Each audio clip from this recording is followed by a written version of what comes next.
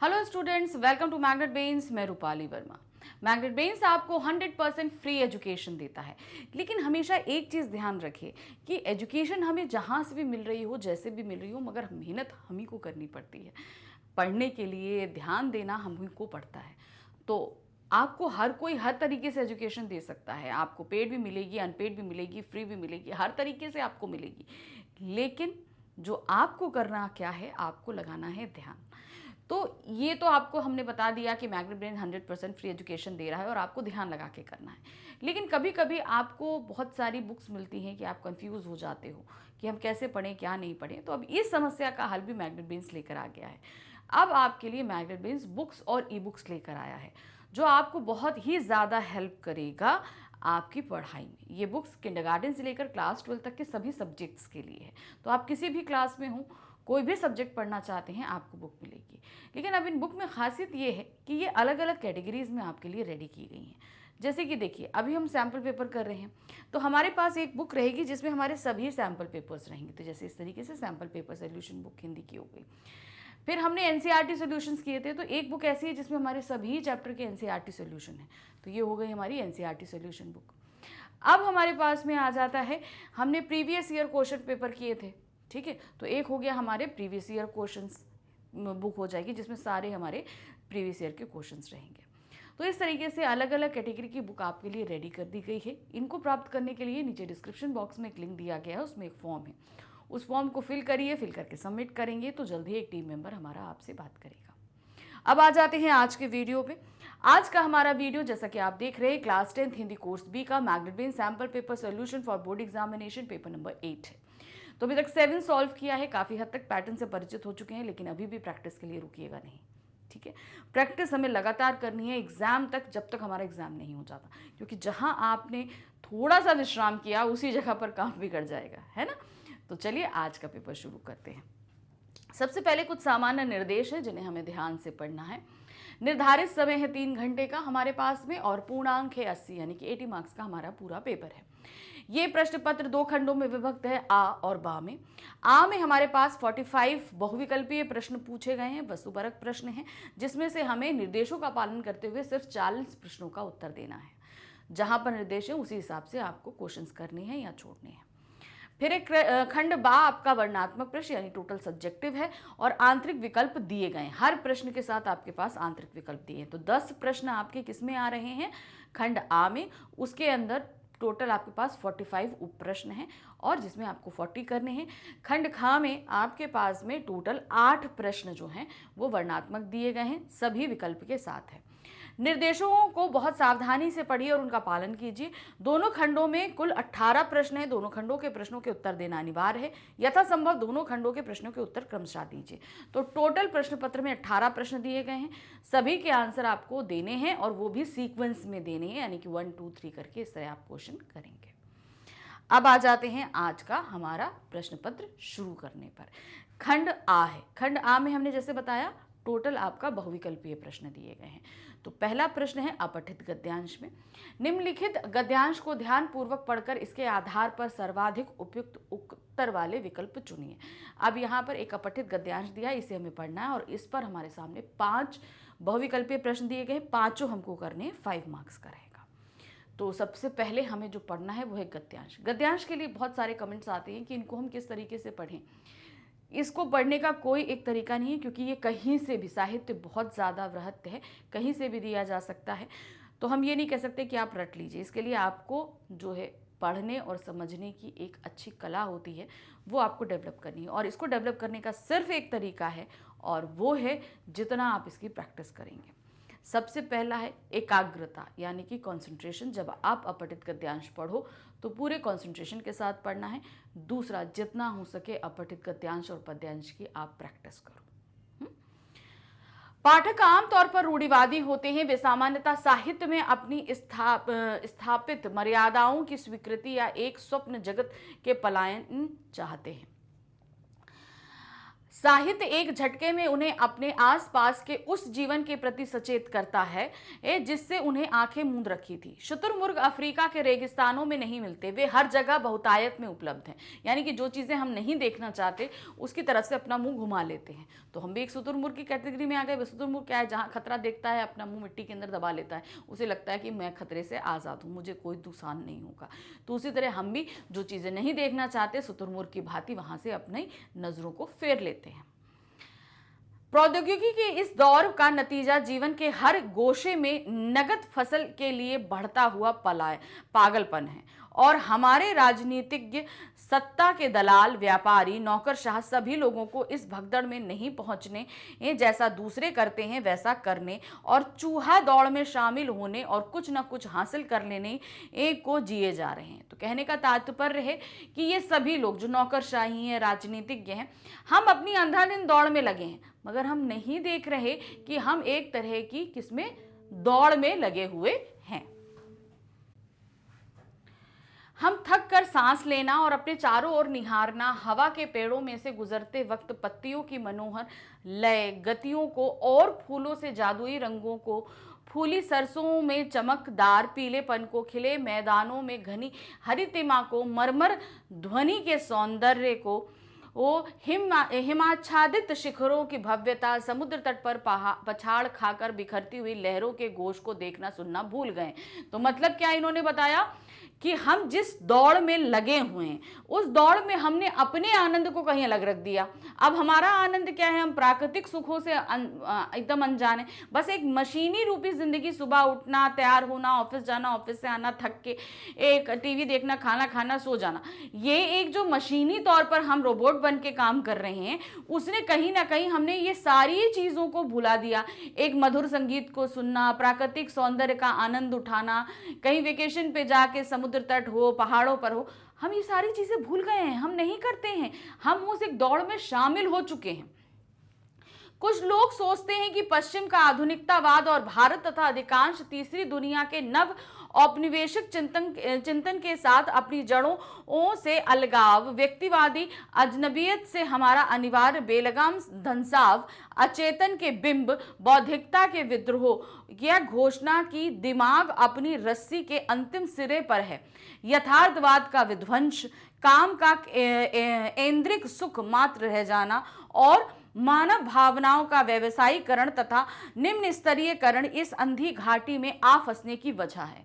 तो अब क्या है, हम जो इस मशीनीकरण के युग में आ गए, तो उनका कहने का मतलब है कि हमने पश्चिमवाद से लिया कि हम डेवलपमेंट करना चाहते हैं, हम प्रगति करना चाहते हैं, तो हमने इसकी नकल कहां से करी, पश्चिम से करी। और पश्चिम की नकल के चक्कर में हम क्या हुए, हम पूरी तरीके से जो है एक मशीन बन के रह गए। हम यथार्थ से कहीं ना कहीं अपने सुख से हम वंचित हो गए। आप करिए, प्रगति करिए, लेकिन अपने आप को भी इस हिसाब से रखिए कि हमें अपने और भी सुखों को आनंद लेना है। लेकिन वे भूल जाते हैं आधुनिकीकरण इतिहास की एक सच्चाई है कि नई समस्याओं को जन्म देने और विज्ञान को अधिक जटिल बनाने के बावजूद आधुनिकीकरण एक तरह से मानव जाति की नियति है। तो आधुनिकीकरण जरूरी है। यहां पर बोला कि भाई ये विज्ञान, भाई कहते हैं ना, परिवर्तन प्रकृति का नियम है, परिवर्तन होता रहेगा, आधुनिकीकरण होता ही रहेगा, चीजें बदलती रहेंगी, नई नई आती रहेंगी। लेकिन इसके बावजूद भी मानव जाति की नियति पर यह मतलब नहीं है कि हम मशीन बन जाएं। मेरा सुझाव है, विवेकहीन आधुनिकता के बावजूद आधुनिकता की दिशा में धैर्यपूर्वक सुनियोजित प्रयास होने चाहिए। तो उन्होंने बोला ना, विवेकहीन आधुनिकता, यानी कि जहां पर हम कुछ बगैर सोचे अंधाधुंध आधुनिकीकरण कर रहे हैं, वहां पर हमें क्या करना चाहिए, धैर्यपूर्ण सुनियोजित प्रयास, यानी कि रुक कर, आराम से सोच कर, प्लानिंग करके तब हमें आधुनिकीकरण में लगना चाहिए। ये नहीं कि चुपचाप वहां से ऐसा हो रहा है तो हमें भी ऐसा करना है, ऐसा जरूरी नहीं है। एक आलोचक किसी नाली में भी झांक सकता है, पर वह नाली निरीक्षक नहीं हो सकता। अब देखिए यहां पर उन्होंने बड़ी अच्छा उदाहरण दिया है। लेखक का कार्य दुनिया को बदलना नहीं, समझना है। साहित्य क्रांति नहीं करता, वह मनुष्यों का दिमाग बदलता है और उन्हें क्रांति की आवश्यकताओं के प्रति जागरूक बनाता है। तो यहां पर उन्होंने क्या बताया कि जैसे हम समुद्र के किनारे बैठे हैं तो हम समुद्र की गहराई का अंदाजा लगा सकते हैं, मगर उसमें डुबकी मार के उसकी गहराई को नाप नहीं सकते।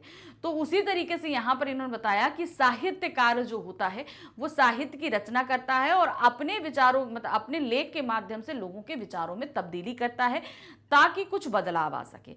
लेकिन साहित्य बदलाव नहीं करता, वो लोगों की सोच को बदलता है ताकि लोग जो हैं वो बदलाव कर सके। अब इस पे आधारित प्रश्न है, गद्यांश में शुतुरमुर्ग की संज्ञा किसे दी गई है? लेखक जो संसार को समझना चाहता है, राजनीतिक जो अपने स्वार्थ साधना चाहता है, पाठक जो सपनों की दुनिया में रहना चाहता है, नौकरशाह जो दूसरों जैसा बनने की होड़ में शामिल है। तो यहाँ शुतुरमुर्ग की संज्ञा दी गई है पाठक जो सपनों की दुनिया में रहना चाहता है, मतलब हम यथार्थ में नहीं आना चाहते शुतुरमुर्ग की तरह, हम अपनी ही दुनिया में रहना चाहते हैं। आधुनिकता की दिशा में सुनियोजित प्रयास क्यों होने चाहिए? उन्होंने बोला ना, प्लान करके आप प्रयास करिए, ऐसा क्यों होना चाहिए? इससे जीवन सुगम हो जाएगा तथा मानव प्रगति का आनंद ले सकेगा। नई समस्याओं को जन्म लेने से पहले ही रोका जा सकेगा। आधुनिक होने की प्रक्रिया सदा से मानव सभ्यता का अंग रही है।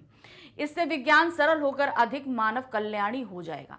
तो आधुनिकता की दिशा में सुनियोजित प्रयास इसलिए किया जाना चाहिए क्योंकि आधुनिक होने की प्रक्रिया सदा से मानव सभ्यता का अंग रही है। तो आधुनिक होना तो हमारे पहले आप देखिए क्या होता था। पहले जो हमारे प्रागैतिहासिक काल के जो मानव थे उन्होंने वो पत्ते पहनते थे और क्या कहते पत्थर के हथियार बनाते थे। फिर आधुनिकरण आया, उन्होंने पहिए का आविष्कार किया, आग के आविष्कार किया। फिर आधुनिकरण आया तो बर्तन हो गए, उनमें हम खाना पका के खाने लगे। तो ये धीरे धीरे क्या हुआ, हम आधुनिकता की तरफ बढ़े। अभी भी ऐसा नहीं है कि हम इससे ज़्यादा आधुनिक नहीं हो सकते, हम आधुनिक हो सकते हैं। और इसको सुनियोजित करने से क्या होगा, क्योंकि ये हमारा सदा ही सभ्यता का अंग बना है और हम इसको हमेशा सुनियोजित होकर ही हमें पालन करना चाहिए। नेक्स्ट आते हैं, नगद फसल के लिए बढ़ता हुआ पागलपन से क्या तात्पर्य? अब इस लाइन का मतलब क्या है? लोग तुरंत व अधिक से अधिक लाभ कमाना चाहते हैं, लोग प्रकृति को समय नहीं देना चाहते, लोग थके हुए हैं पर विश्राम नहीं करना चाहते, लोग भौतिकतावादी तथा अमीर लोगों की नकल करना चाहते हैं। तो यहाँ पे नगद फसल के लिए बढ़ता हुआ पागलपन का तात्पर्य है लोग तुरंत व अधिक से अधिक लाभ कमाना चाहते हैं। मतलब अब फसल क्या होती है, फसल को टाइम लगता है उगने में, लेकिन वो लोग क्या कहते हैं, फसल उगे और तुरंत ही हमें नगद प्राप्त हो जाए। मतलब वो टाइम नहीं चाहते, हम अभी बीज बोएं और हमको अभी पैसा प्राप्त हो जाए, इस तरीके से वो चाहते हैं। प्रश्न संख्या 4 है, पाठक साहित्य से आमतौर पर क्या अपेक्षा रखते हैं? क्या रखते हैं? साहित्य को हमारे मन की बात कहनी चाहिए, साहित्य को संसार को यथावत समझना चाहिए, साहित्य तनाव कम करने वाला होना चाहिए, साहित्य को जीवन कौशलों व मूल्यों की शिक्षा देनी चाहिए। तो यहाँ पर पाठक साहित्य पे आम तौर पर जो अपेक्षा रखते हैं वो है साहित्य को संसार को यथावत समझना चाहिए, जैसा संसार है वैसा ही हमारे सामने रखना चाहिए, काल्पनिकता हमारे सामने पेश नहीं करनी चाहिए। प्रश्न संख्या 5 है, अब हमारे पास में यहाँ एक कथन दिया है, एक कारण दिया है और हमें यह देखना है कि कथन को कारण आर सही डिस्क्राइब करता है या नहीं। तो क्या दीजिए, पहला कथन है, लेखक के अनुसार साहित्य यथार्थ से अवगत कराता है। तो इसका कारण बताया, साहित्य लोगों को यथार्थ से अवगत कराकर बदलाव के लिए प्रेरित करता है। तो मेरे हिसाब से अगर हम देखें तो कथन जो है कारण को सही व्याख्या, यानी कारण जो है कथन को सही व्याख्यायित कर रहा है। दोनों ही स्टेटमेंट हमारे सही हैं। कथन ए तथा कारण आर दोनों सही है तथा कारण आर कथन ए की सही व्याख्या करता है। तो इन्होंने बताया ना, यथार्थ से अवगत कराता है और यथार्थ से अवगत कराकर बदलाव के लिए प्रेरित करता है। हमारे सामने जब सच्चाई रखेगा तो हम उसमें खामियां ढूंढेंगे और उन खामियों को हम बदलने के लिए कोशिश करेंगे। अब आते हैं प्रश्न संख्या 2 में। प्रश्न संख्या 2 में हमारे पास फिर से एक अपठित गद्यांश है और इस पर आधारित 5 बहुविकल्पीय प्रश्न हैं और हमें 5 करने हैं। तो फिर से हम इस गद्यांश को ध्यान से पढ़ेंगे। व्यक्ति चित्त सब समय आदर्शों द्वारा चालित होता है। व्यक्ति चित्त मतलब हमारा जो हृदय है वो। जितने बड़े पैमाने पर मनुष्य की उन्नति के विधान बनाए गए हैं उतनी ही मात्रा में लोभ मोह जैसे विकार भी विस्तृत होते गए हैं।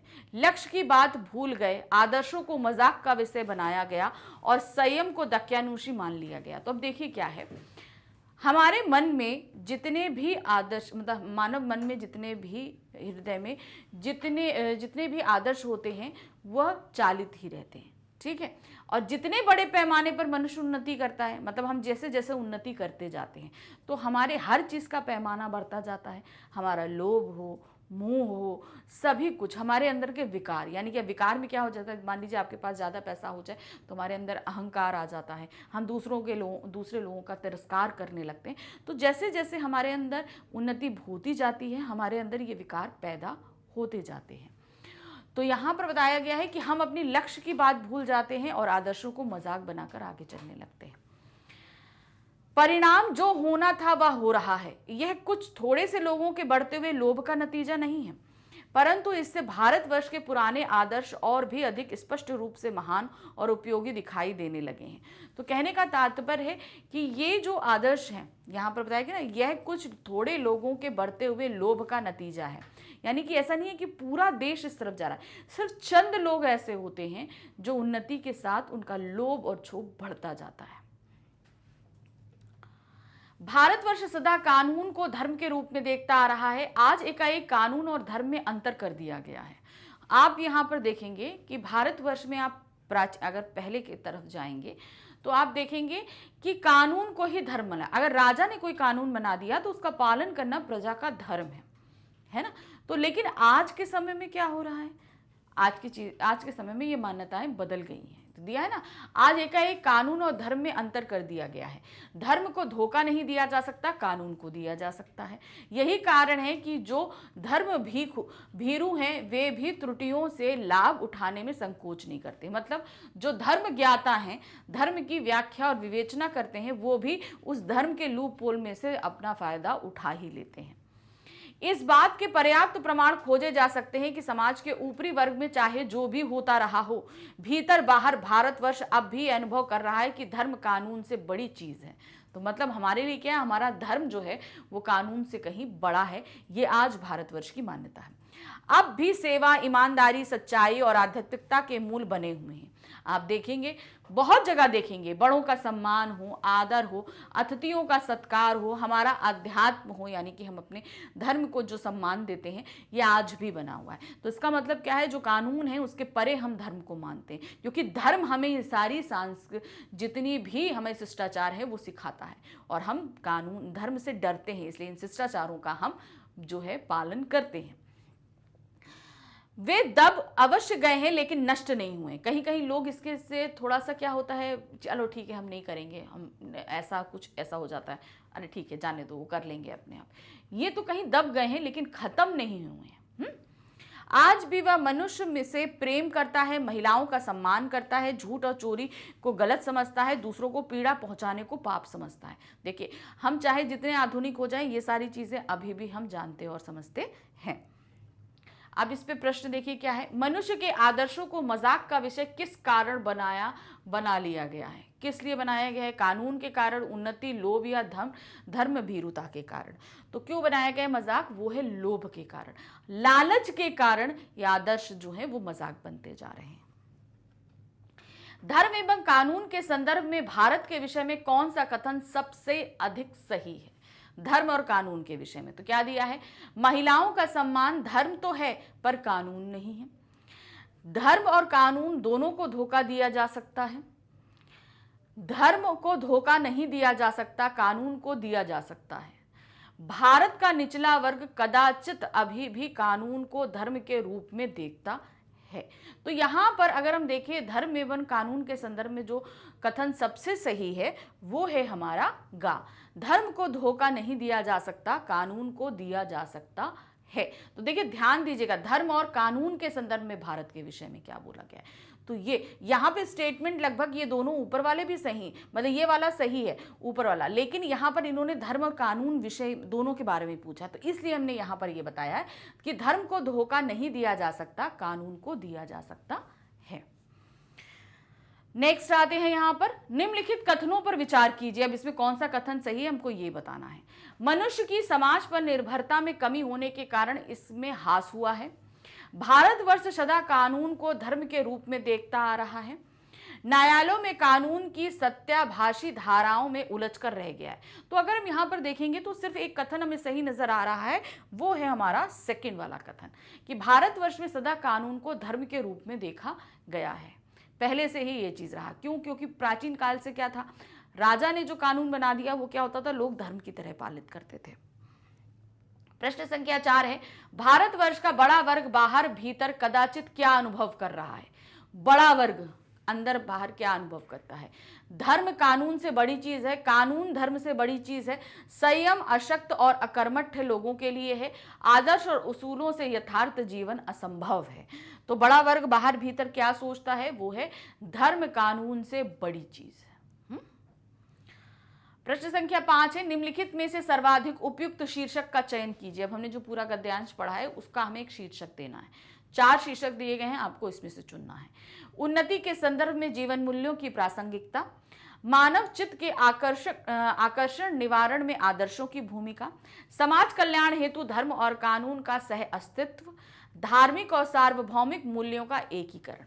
तो यहाँ पर जो शीर्षक का चयन हम कर रहे हैं वो है हमारा नंबर 1, उन्नति के संदर्भ में जीवन मूल्यों की प्रासंगिकता। मतलब हम उन्नति तो कर रहे हैं तो हमारे जीवन मूल्य कहाँ किस जगह स्टैंड करते हैं, इसके बारे में हमने यहाँ पर बात करी है। अब आते हैं प्रश्न संख्या 3। प्रश्न संख्या 3, 4, 5, 6 ये हमारे व्याकरण आधारित प्रश्न है। व्याकरण के हमारे 4 टॉपिक है ना, उस पर आधारित हमारे प्रश्न है। तो सबसे पहले प्रश्न संख्या 3 में हमसे पदबंध आधारित 5 प्रश्न पूछे गए हैं, जिसमें से हमें सिर्फ 4 प्रश्नों के उत्तर देने हैं और ये हमारा रहेगा 4 मार्क्स का। पहला प्रश्न है, तातारा बहुत बलशाली भी था, रेखांकित पद है। अब यहाँ पर बलशाली क्या होगा? तातारा था तो यह तातारा की विशेषता बता रहा है, तो सीधे सीधे ये क्या हो गया, एक विशेषण पद है। नेक्स्ट आते हैं, वे माँ से कहानी सुनते रहते हैं, वाक्य में क्रियापद है। अब क्रिया मतलब कोई एक्शन काम हो रहा है, तो यहाँ पे सुनते रहते हैं ये हमारा क्रियापद होगा। नेक्स्ट है, बंगले के पीछे लगा पेड़ गिर गया, वाक्य में रेखांकित पद है। अब बंगले के पीछे लगा पेड़, तो यहां पर क्या हो रहा है, ये पेड़ की जो है वो विशेषता बता रहा है। कहां पेड़ कहां लगा है? बंगले के पीछे, इसलिए ये एक विशेषण पदबंध है। नेक्स्ट आते हैं, वाक्य डैश से बनता है। वाक्य किससे बनता है? स्वर, व्यंजन, शब्द या पद। तो वाक्य हमेशा किससे बनता है? पद से बनता है। आपने अभी तक पढ़ा शब्द से बनता है, लेकिन शब्दों से वाक्य नहीं बनता। शब्द जब तक स्वतंत्र रूप में लिखे जाते हैं तब तक स्वतंत्र है, लेकिन जब शब्दों को हम वाक्य में इस्तेमाल कर लेते हैं तो वे शब्द क्या बन जाते हैं? पद बन जाते हैं। इसलिए वाक्य की रचना पद से होती है। मैं तेजी से दौड़ता हुआ घर पहुंचा, रेखांकित में कौन सा पदबंध है? तेजी से दौड़ता हुआ, तो ये हमारा क्या है? घर पहुंचने के बारे में दिया गया है, तो सीधे सीधे ये हमारा हो जाएगा क्रिया विशेषण पदबंध कि घर पहुंचा कैसे? वो तेजी से दौड़ता हुआ, तो ये क्रिया विशेषण पदबंध है। अब आ गए प्रश्न संख्या 4 पे। यहाँ पर हमारे रचना के आधार पर वाक्य भेद पर आधारित 5 प्रश्न दिए गए हैं, 4 प्रश्न करने हैं और ये हमारा 4 मार्क्स का रहेगा, 1 मार्क्स ईच।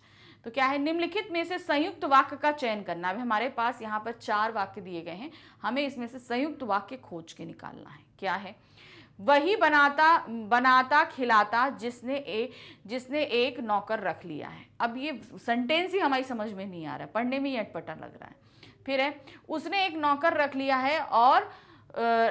लिया है और वही बनाता खिलाता है। तो इसमें देखें, उसने एक नौकर रख लिया है, पहला वाक्य पूर्ण है, और हमारा सही जो है वो आपका समानाधिकरण समुच्चय बोधक अव्यय है। ये हमें संयुक्त वाक्य लग रहा है, लेकिन तब भी हम आगे बढ़ते हैं। क्या है? जो एक नौकर रखा लिया है वही बनाता खिलाता है। नहीं, ये नहीं है। उसने जो नौकर रखा है वही बनाता। तो सही हमारा यहाँ पर जो ऑप्शन आ रहा है संयुक्त वाक्य का, वो है खा। नेक्स्ट आते हैं, निम्नलिखित में से सरल वाक्य। 4 वाक्य दिए गए हैं, सरल वाक्य हमें खोजना है। हम 20-22 तक रुपए खर्च कर डालते हैं जो कि दादाजी भेजते हैं। अब यहाँ पर हम देख रहे हैं हमको क्या निकालना, सरल वाक्य। ये एक सरल वाक्य नहीं है। दादा जो रुपए भेजते हैं उसे हम 20-22 तक खर्च कर डालते हैं, ये भी एक सरल वाक्य नहीं है। दादा के द्वारा भेजे गए रुपए हम 20-22 तक खर्च कर डालते हैं, ये हमें एक सरल वाक्य लग रहा है। आगे बढ़ते हैं, हम 20-22 तक रुपए खर्च कर डालते हैं जो दादाजी भेजते हैं, ये एक मिश्र वाक्य। तो मतलब हमारे सारे वाक्य गलत हैं। सही हमारा क्या है, गा वाक्य हमारा एकदम सही है। ये एकदम परफेक्ट सरल वाक्य के अंतर्गत आएगा। नेक्स्ट आते हैं प्रश्न संख्या 3। जैसे ही मैं बीमार होऊंगा तुम्हारे हाथ पैर फूल जाएंगे। वाक्य की दृष्टि से, अब ये वाक्य क्या है, जैसे ही मैं बीमार होऊंगा तुम्हारे हाथ पैर फूल जाएंगे। तो सीधे सीधे ये हमें समझ में आ रहा है कि ये एक मिश्र वाक्य है, क्योंकि पहला ही वाक्य हमें क्या लग रहा है, वो व्याधिकरण अव्यय हमने लगा दिया जैसे से, है ना, और ये इसको वाक्य को हमने अधूरा कर दिया। तो ये वाक्य किससे, दूसरे वाक्य के पूर्णता के साथ ही पूरा हो रहा है। तो ये हमारा मिश्र वाक्य है।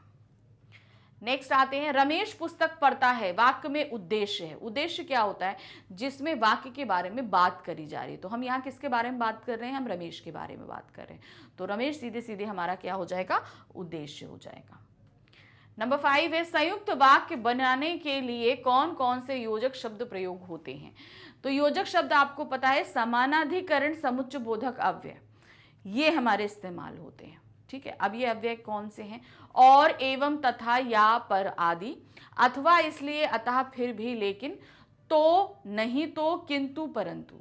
तो यहां पर हम देखेंगे ये उपयुक्त सभी उपर्युक्त जितने भी योजक दिए हैं, इन सभी का इस्तेमाल हम संयुक्त वाक्य में कर सकते हैं। अब आते हैं प्रश्न संख्या 5 में। यहाँ प्रश्न संख्या 5 में हमारे पास जो है 5 प्रश्न समास आधारित पूछे गए हैं, जिनमें से हमें 4 प्रश्न करने हैं और ये 4 मार्क्स के रहेंगे, 1 मार्क्स ईच। पहला है, कुलश्रेष्ठ समस्त पद में समास होगा। आप कुलश्रेष्ठ का जब आप विग्रह करोगे तभी आप समास निकाल पाओगे, ये क्या है। तो कुलश्रेष्ठ यानी क्या है, कुल में श्रेष्ठ। अब में हमारा क्या हो गया, कारक हो गया। तो इस कंडीशन में जहां कारक लगता है वहां हमारा होता है तत्पुरुष समास। अब में हमारा कौन सा कारक है, वो है अधिकरण कारक। तो सीधे सीधे हमने क्या निकाल लिया, अधिकरण तत्पुरुष समास ये है। नेक्स्ट आते हैं 8 यानी अष्ट सिद्धियों का समूह, शब्द समूह के लिए समास है। अब ये जो है ना अष्ट सिद्धि को अगर आप समस्त पद बनाओगे तो क्या हो जाएगा, अष्ट सिद्धियों का समूह। तो ये इसका समस्त पद है अष्ट सिद्धि। पूर्व पद यानी कि पहला पद हमारा संख्यावाची है। तो जिस समास में हमारा पूर्व पद संख्यावाची होता है वो समास हमारा कौन सा होता है, द्विगु समास। तो इसका लिए जो समास होगा वो है हमारा द्विगु समास। नेक्स्ट आते हैं, निम्नलिखित युग्मों पर विचार कीजिए। हमारे पास कुछ युग्म दिए हैं, इसमें देखना है कौन कौन से युग्म सही हैं और कौन से गलत हैं। उसी के हिसाब से नीचे हम यहाँ पर आंसर चयन करेंगे। पहला है माता पिता, तो द्वंद्व समास है, माता और पिता, तो ये द्वंद्व समास है, बिल्कुल सही है। राम कृष्ण, राम और कृष्ण, ये भी सही है, तो ये भी द्वंद्व समास है। नवरत्न, पूर्व पद संख्यावाची है, 9 रत्नों का समूह इसका विग्रह होगा, तो ये तो हमारा क्या हो गया, द्विगु समास। ये द्वंद्व समास नहीं है, तुमने इसे कट कर दिया। सप्तदीप, तो यहां पर क्या होगा, 7 दीपों का समूह, तो ये भी हमारा क्या है, द्विगु समास है, तो ये भी हमारा गलत है। तो सही हमारा क्या है, पहला और दूसरा। ये ऑप्शन जहां कहीं भी है, जैसे गा में यहां पर फर्स्ट और सेकंड सही दिया गया है, इसे हम मार्क कर देंगे, ये सही है। चलिए आगे बढ़ते हैं। नंबर 4, दान पात्र, शब्द के लिए समास है। दान पात्र, तो दान पात्र को पहले विग्रह करिए, क्या होगा, दान के लिए पात्र। ठीक है, तो के लिए हमारा क्या है, कारक है। तो कारक आधारित हमारे समास कौन से होते हैं, तत्पुरुष समास। तो सही ऑप्शन हमारा क्या हो जाएगा, तत्पुरुष समास। अब दान के लिए पात्र, के लिए कौन से समास की पहचान है, संप्रदान कारक की, तो ये क्या हो गया, संप्रदान तत्पुरुष समास। नेक्स्ट आते हैं, किस समास में पूर्व पद विशेषण व उत्तर पद विशेष्य होता है। पूर्व पद विशेषण और उत्तर पद विशेष्य कौन सा समास होता है, ये 2 समास होते हैं जिनमें रहता है। ठीक है, अब देखिए वो दोनों ऑप्शन यहाँ हैं कि नहीं है, द्वंद्व समास, तत्पुरुष समास, बहुव्रीहि समास, द्विगु समास। अब इन्होंने पूर्व पद विशेषण बताया है, ठीक है, और उत्तर पद हमारा विशेष्य बताया है। ये होता है कर्मधारय समास और बहुव्रीहि समास। ये दोनों ही उसमें होता है। लेकिन यहाँ कर्मधारय समास तो ऑप्शन दिया ही नहीं है, ऑप्शन क्या दिया है, बहुव्रीहि समास। तो हम यहाँ क्या लगा देंगे, बहुव्रीहि समास। अब आपको कंफ्यूजन होगा, जब इन दोनों ही समास में चीजें होती हैं तो हम डिफ्रेंशिएट कैसे करेंगे। बहुव्रीहि समास में आपका उन्होंने क्या बताया, पूर्व पद विशेषण और उत्तर पद विशेष्य होता है, लेकिन ये दोनों ही पद गौड़ होते हैं। इससे जो नए पद का निर्माण होता है वो ये जो दोनों पद मिलकर जो तीसरे पद की तरफ इशारा करते हैं वो हमारा ज़्यादा मायने रखता है, वो प्रधान हो जाता है। जैसे कि बहुव्रीहि समास में हम क्या पढ़ते हैं, लंबोदर। तो यहाँ पर लंबोदर का अगर विग्रह करेंगे तो क्या है, लंबा है उदर जिसका, उदर मतलब पेट, ये हमारा विशेष्य है और इसका विशेषण है लंब यानी कि लंबा। तो इसका अगर हम विग्रह करते हैं तो क्या बनता है, लंबा है उदर जिसका। लेकिन इसका विग्रह तो कर लिया, लेकिन इससे एक और पद बनता है जिसे हम बोलते हैं गणेश। क्या बोलते हैं, गणेश। लंबा है उदर जिसका अर्थात गणेश। तो यहां पर लंबोदर को जो हमने विग्रह किया कोई मायने नहीं रखता, ये इशारा किस तरफ करता है, तीसरे पद की तरफ, इसलिए वो हमारा क्या हो जाता है, ज्यादा। और कर्मधारय समास जैसे हमने बोला नील गगन, तो नील गगन में क्या, नीला है गगन, जो इससे किसी तीसरे पद का निर्माण नहीं हो रहा, तो ये सीधे सीधे कर्मधारय समास हो गया। और बहुव्रीहि समास में हमारे तीसरे पद का निर्माण हो जाता है जो प्रधान बन जाता है। तो बहुव्रीहि समास और कर्मधारय समास में यही फर्क होता है। और इसमें समानता क्या होती है, इसमें पूर्व पद विशेषण और उत्तर पद विशेष्य होता है। नेक्स्ट आते हैं प्रश्न संख्या 6। प्रश्न संख्या 6 पर आधारित 6 बहुविकल्पीय प्रश्न दिए गए हैं जिसमें हमसे मुहावरे पूछे गए हैं, लेकिन हमें इसमें सिर्फ 4 करने हैं और ये हमारा रहेगा 4 मार्क्स का। पहला है, परीक्षा के दिनों में छात्र पढ़ते पढ़ते डैश लेते हैं। क्या लेते हैं, आड़े हाथों लेते हैं, आंखें फोड़ लेते हैं, आंखों में धूल झोंकना या दांतों तले उंगली दबाना। तो क्या होता है, परीक्षा के दिनों में छात्र पढ़ते पढ़ते आंख फोड़ लेते हैं। आंख फोड़ने का तात्पर्य है मतलब बहुत ज्यादा पढ़ना। नेक्स्ट आते हैं, पति की मृत्यु के पश्चात तो उसका पुत्र ही उसके लिए डैश है। अब क्या है, उसके लिए क्या है, आंख का तारा, अंधे की लकड़ी, अंधे की लाठी या आंख का कांटा। तो सही क्या है, पति की मृत्यु के पश्चात तो उसका पुत्र ही उसके लिए अंधे की लाठी है। अंधे की लाठी मतलब एकमात्र सहारा। वह स्वभाव से इतना उग्र है कि बात बात पर डैश है। क्या करता है, तलवार खींच लेता है, खिल्ली उड़ाता है, आंखें चुराता है, इधर उधर की हाँकने लगता है। तो क्या है, वह स्वभाव में इतना उग्र है कि बात बात पर तलवार खींच लेता है, मतलब कि वो लड़ाई पे उतर आता। तलवार खींच लेना मतलब लिटरली हाथ पैर से लड़ाई के लिए उतर आना। तातारा किनारे पर खड़ा वामीरों की डैश रहा था। क्या डैश रहा था, घड़ियां गिन रहा था सॉरी, बाट जो रहा था, अगर मगर कर रहा था या भगले झांक रहा था। तो सही क्या है, तातारा किनारे पर खड़ा बामीरों की बाट जो रहा था। बाट जोना मतलब उसका इंतजार करना। पढ़ाई में मेहनत कर मैं डैश हो सकता हूं। क्या हो सकता हूं, अंधों में काना राजा, एक पंथ दो काज, अपना हाथ जगन्नाथ, पैरों पे खड़ा होना। तो क्या होगा, पढ़ाई में मेहनत कर मैं पैरों पर खड़ा हो सकता हूं।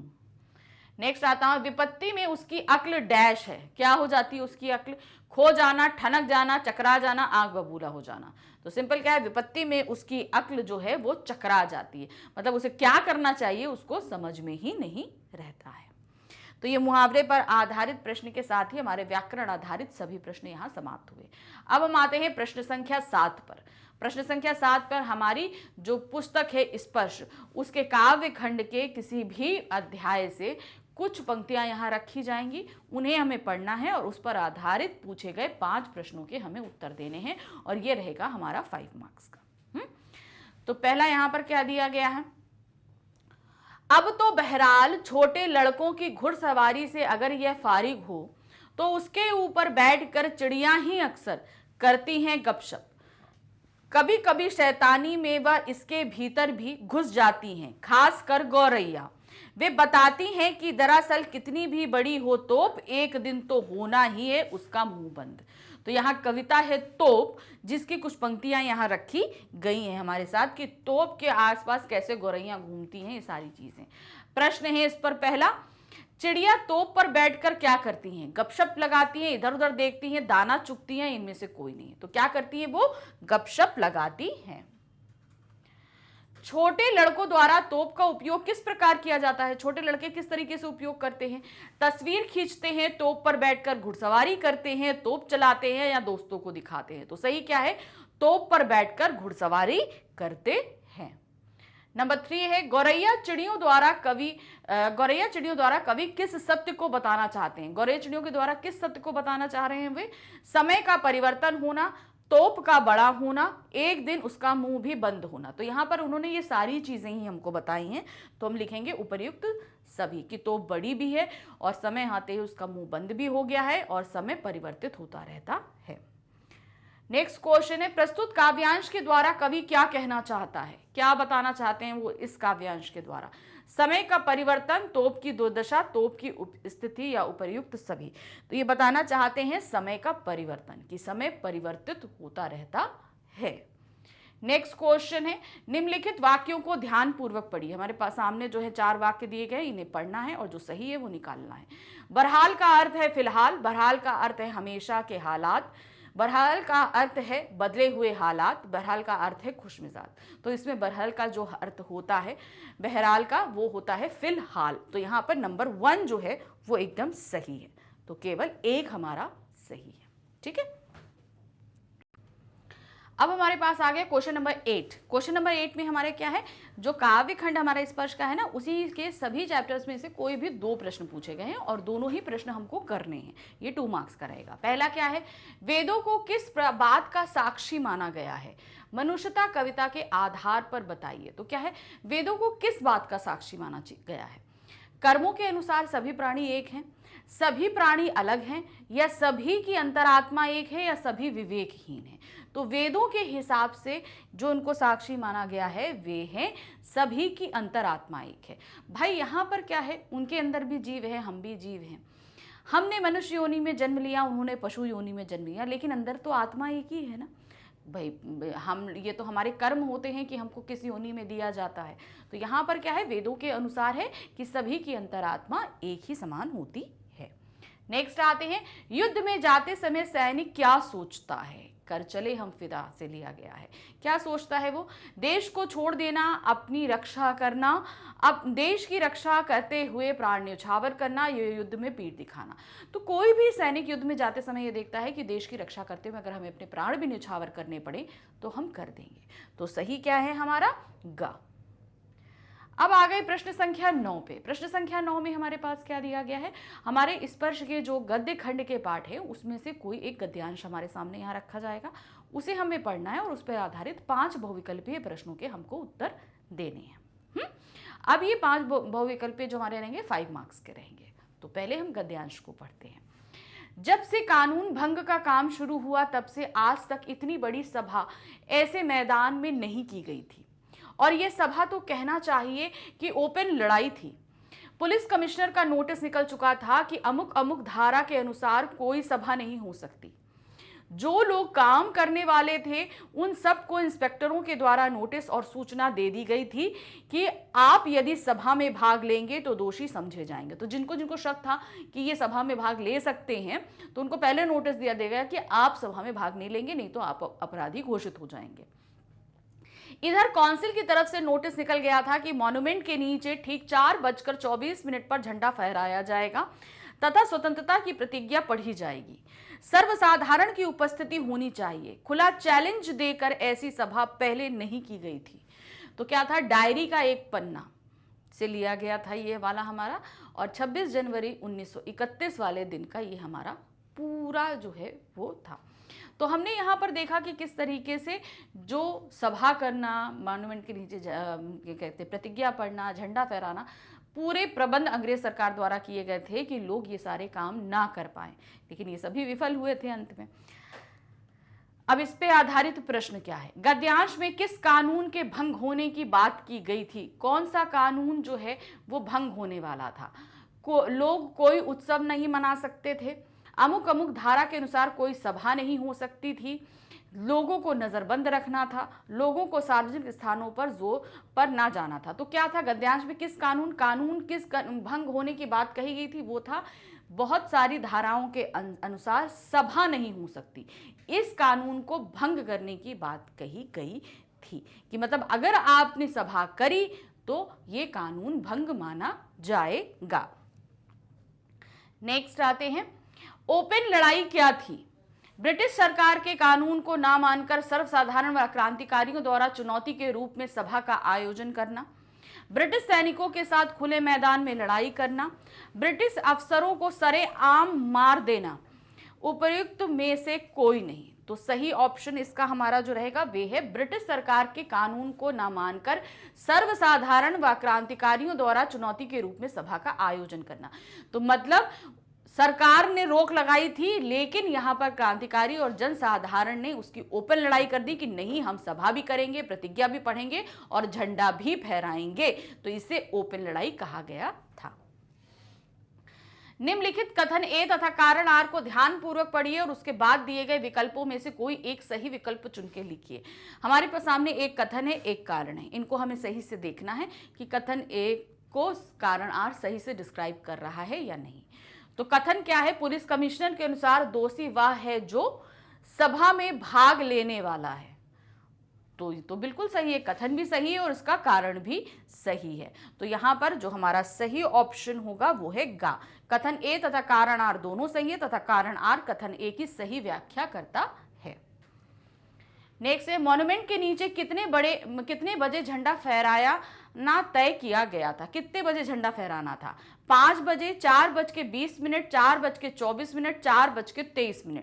तो तय हुआ था 4:24 पर झंडा फहराना। नेक्स्ट आते हैं, काउंसिल की तरफ से क्या नोटिस निकाला गया? क्या निकाला गया था? मॉन्यूमेंट के नीचे झंडा फहराया जाएगा, स्वतंत्रता की प्रतिज्ञा पढ़ी जाएगी, सर्वसाधारण की उपस्थिति होनी चाहिए या उपर्युक्त सभी।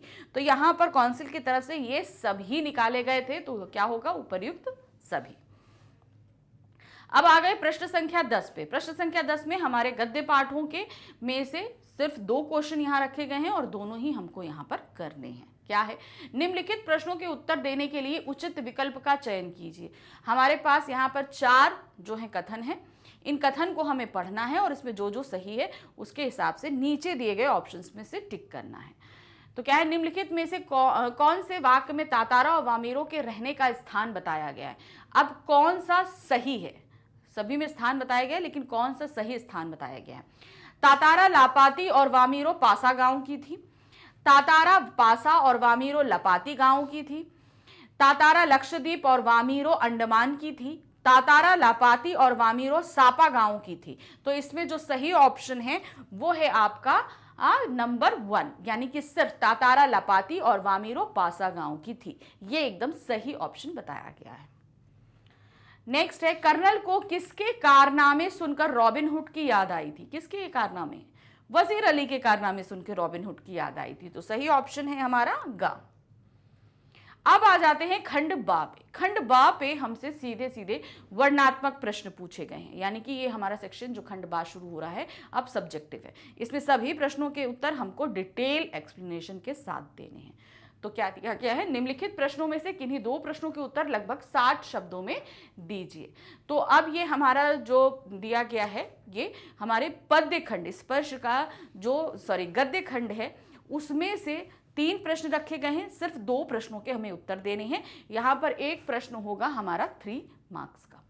पहला प्रश्न है, तीसरी कसम ने साहित्य रचना के साथ किस प्रकार का न्याय किया है? तीसरी कसम जो फिल्म बनी है उसकी जो साहित्य रचना की गई थी, भाई पहले तो कथा ही लिखी गई थी, बाद में पटकथा लिखी गई ना, तो जो ये साहित्य की रचना की गई थी तो वो क्या सही थी? क्या वो वाकई ही लोगों के साथ अटैच थी? बात तो सही है, वो लोगों के साथ काफ़ी अटैच थी, उसमें हर एक चीज़ को बिल्कुल सही ढंग से प्रस्तुत किया गया था। तो देखिए क्या है, तीसरी कसम ने साहित्य रचना के साथ 100% न्याय किया है। साहित्य किस लिए लिखा जाता है? पहले तो रीजन आप बताइए। साहित्य लिखा जाता है लोगों को यथार्थ से अवगत कराना और अगर कुछ है तो लोगों को बदलाव के लिए प्रेरित करना। तो जो तीसरी कसम फिल्म की जो पटकथा लिखी गई या कथा जो थी वो सही में यथार्थ का दर्शन कराती है, यानी कि वास्तविकता, रियलिटी का दर्शन हमें कराती है। तो इसीलिए इसको हम बोलेंगे कि ये 100% न्याय थी। क्योंकि यह फिल्म उन फिल्मों में से थी जो साहित्य के विषय के साथ साथ जनता की रुचि पर भी खरी उतरती थी। शैलेंद्र ने राजकुमार जैसे स्टार को हीरामन बनाकर जनता के सामने प्रस्तुत किया, जिसने अपने पात्र के साथ ईमानदारी से अभिनय कर न्याय किया। लेखक ने यह फिल्म समाज के अभिजात्य वर्ग के लिए नहीं अपितु सामान्य जन को केंद्र में रखकर बनाई, जो साहित्य की आत्मा को सुरक्षित करती है। अब आते हैं प्रश्न संख्या 2। मैदान में सभा ना होने देने के लिए पुलिस बंदोबस्त का विवरण देते हुए सुभाष बाबू के जुलूस और उनके साथ पुलिस के व्यवहार की चर्चा कीजिए। तो मैदान में जो है सभा नहीं होने देनी चाहते थे पुलिस वाले, इसका उन्होंने क्या बंदोबस्त किया था, किस तरीके से लोगों के खिलाफ जो है नोटिस निकाल दिया था, पुलिस का बंदोबस्त था, घुड़सवार थे, पुलिस बहुत तादाद में थी, और फिर सुभाष बाबू के साथ पुलिस का क्या व्यवहार रहा, ये सारी चीज़ें आपको बतानी, किस तरीके से लाठीचार्ज में सुभाष बाबू घायल हो गए थे, सभी कुछ। तो क्या देखिए, 26 जनवरी 1931 को स्वतंत्रता दिवस मनाने के लिए कलकत्ता वासियों को काउंसिल की तरफ से नोटिस दिया गया कि मॉन्यूमेंट के नीचे सभा होगी, ध्वजारोहण होगा और स्वतंत्रता की प्रतिज्ञा पढ़ी जाएगी। सर्वसाधारण को वहां उपस्थित होना होगा, मतलब सभी लोगों के सामने ही होगा। ऐसा नहीं कि कुछ ही लोग जाके ये काम करें, जितनी जनता एकत्र हो सके उतना अच्छा था। उधर ब्रिटिश सरकार की तरफ से नोटिस था कि अमुक धारा के अनुसार सभा नहीं हो सकती। उन्होंने नोटिस निकाल दिया कि कोई सभा ही नहीं हो सकती।